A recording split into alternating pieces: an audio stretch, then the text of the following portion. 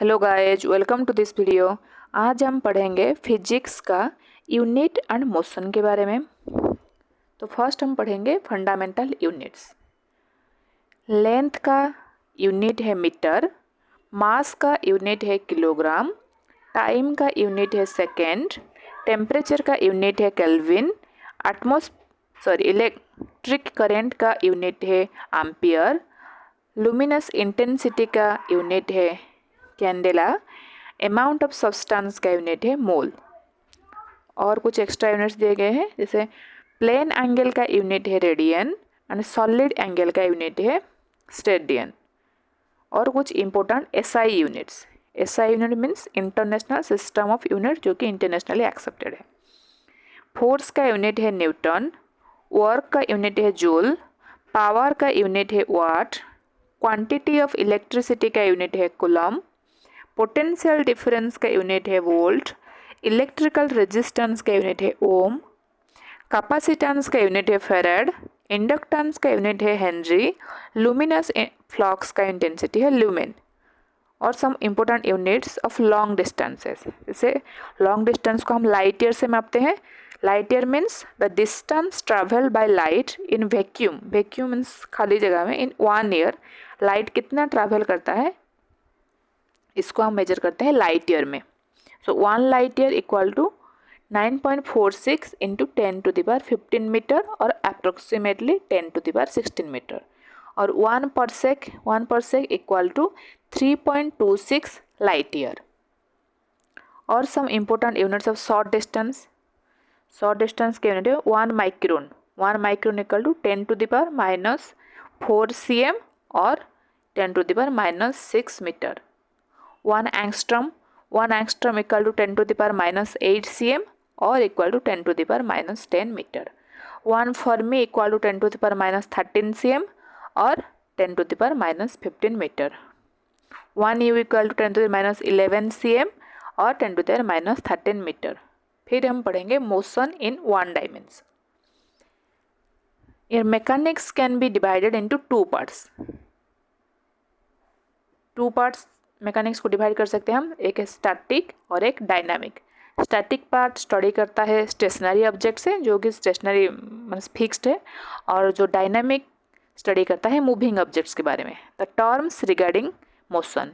Terms क्या क्या use होते हैं मोशन में। फर्स्ट है displacement. Displacement it's a vector quantity. Vector quantity means जिसमें डिरेक्शन होता है।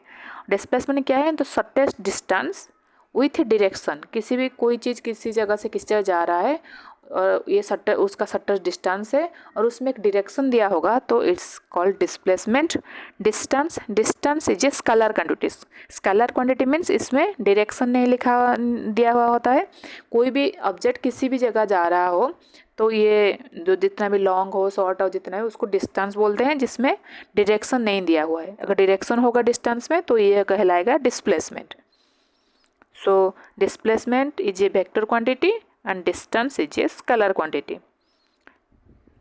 डिस्प्लेसमेंट में भी पॉजिटिव, नेगेटिव और जीरो हो सकता है। डिस्प्लेसमेंट अगर कोई चीज़ किसी जगह जा रहा है, घूम के फिर वहीं जगह आ जाएगा, तो इसको हम बोलते हैं zero displacement.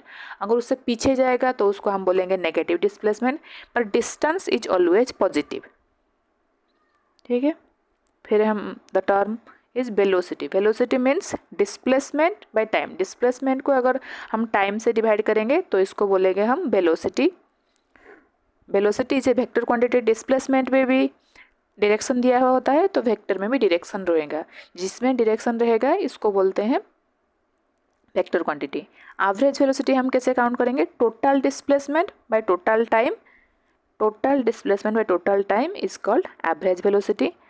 Average velocity zero होगा if the body return to starting point. Zero कब होगा, अगर the body return to starting point means अगर डिस्प्लेसमेंट जीरो होगा तो एवरेज वेलोसिटी भी जीरो होगा।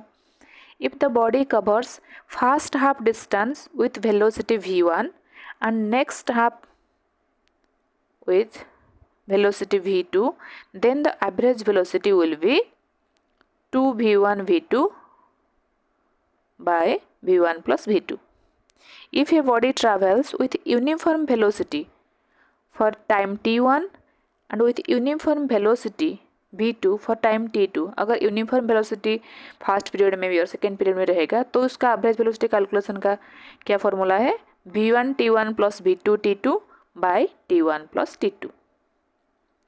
फिर हम पढ़ेंगे स्पीड के बारे में। Speed is a scalar quantity, क्योंकि इसमें डायरेक्शन नहीं होता है, it is a scalar form of velocity, ये वेलोसिटी का स्केलर फॉर्म है, and is defined as the distance travel in 1 second. If the body covers a distance d in time t, then the average speed क्या होगा, average speed equal to total distance by total time. If the body covers first half with speed u and second half with speed v, then average speed क्या होगा, 2uv by u plus v. फिर acceleration, acceleration is also a vector quantity, क्योंकि इसमें भी direction है। Acceleration क्या है, acceleration है वेलोसिटी बाई टाइम। हमने पढ़ा वेलोसिटी क्या है, velocity is equal to displacement by time and acceleration is equal to velocity by time.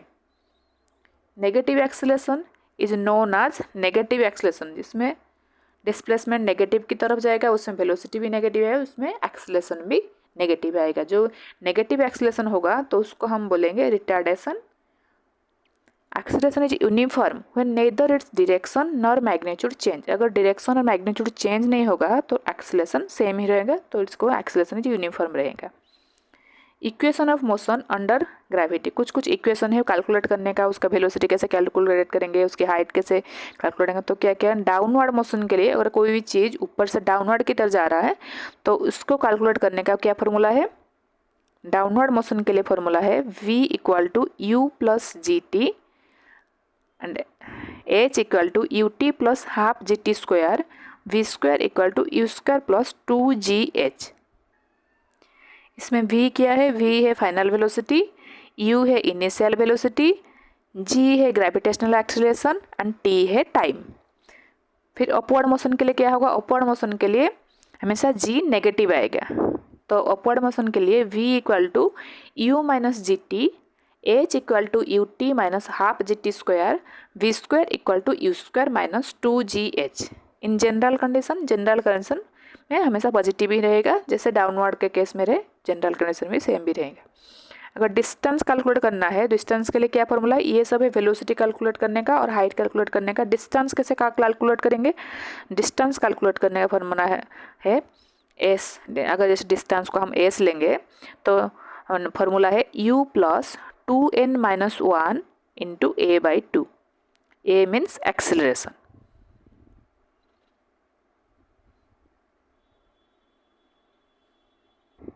If raindrops are falling vertically with a velocity v and a person is walking horizontally with a velocity u, then he should hold the umbrella at an angle of theta with vertical given by tan theta equal to u by v to prevent himself from being wet।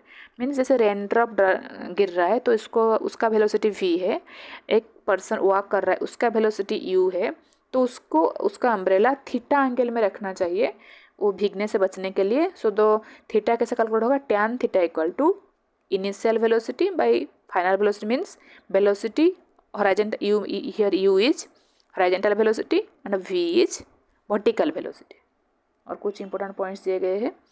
So if a body starts from rest and falls freely और is dropped, तो उसका initial velocity होगा 0, u 0 होगा वहाँ पे। If the body is thrown upward then it will rise until its vertical velocity became, अगर कोई चीज़ हम अपवर्ड फेंकेंगे तो जब तक इसका वर्टिकल वेलोसिटी 0 नहीं हो जाता वो ऊपर तक जाएगा फिर नीचे गिरेगा, तो उस टाइम तो मैक्सिमम हाइट क्या होगा, h equal to u square by 2g। If a packet is dropped at a height h from an aeroplane और balloon ascending with a velocity u, then the time taken by the packet to reach ground, अगर ऊपर से कोई चीज़ हम फेंक रहे हैं और उसका वेलोसिटी u है तो उसका फॉर्मूला क्या होगा, s equal to minus u t plus half g t square.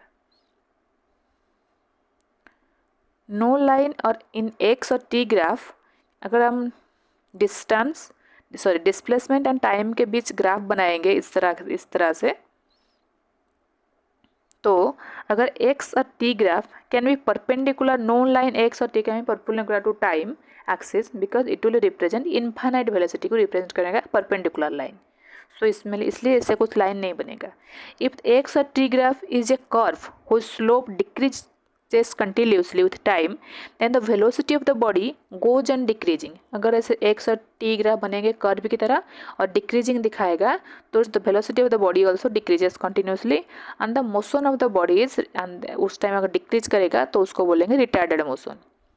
अगर x और t graph is curve whose slope continuous increase करता है then the velocity of the body is continuously increasing, उस टाइम उसको बोलेंगे accelerated. अगर जो increase करेगा उसको बोलेंगे एक्सीलरेटेड, जो डिक्रीज करेगा उसको हम बोलेंगे retarded. If velocity and time graph is just अगर ये था डिस्प्लेसमेंट और टाइम के बीच ग्राफ.